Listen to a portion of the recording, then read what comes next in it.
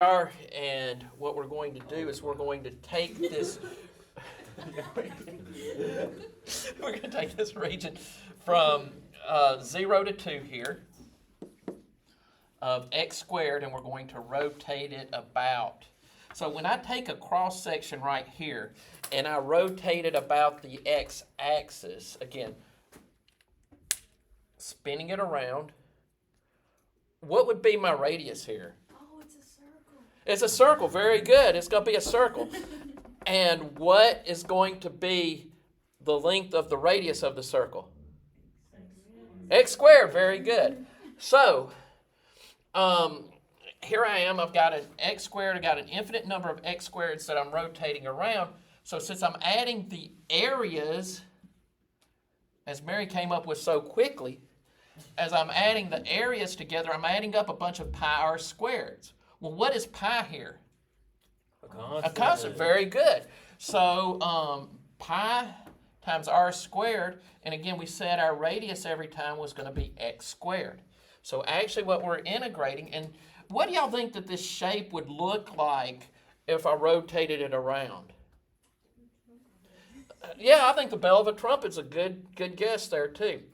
So we have pi times 0 to 2 of x to the 4th dx. All right, well, what's the integral from 0, or what's the antiderivative of x squared? X to the 5th over 5. And we're going from 0 to 2, right? So what ends up being my solution here? 32 pi over 5.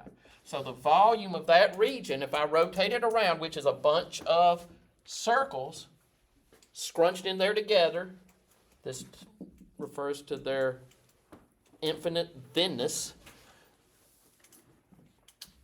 we get 32 pi over 5 here. So are y'all good with that?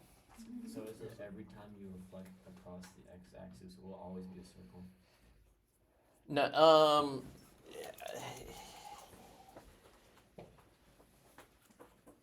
yes and no. There's going to be a little bit of a catch to it. We won't always reflect about the x-axis, and sometimes there's going to be multiple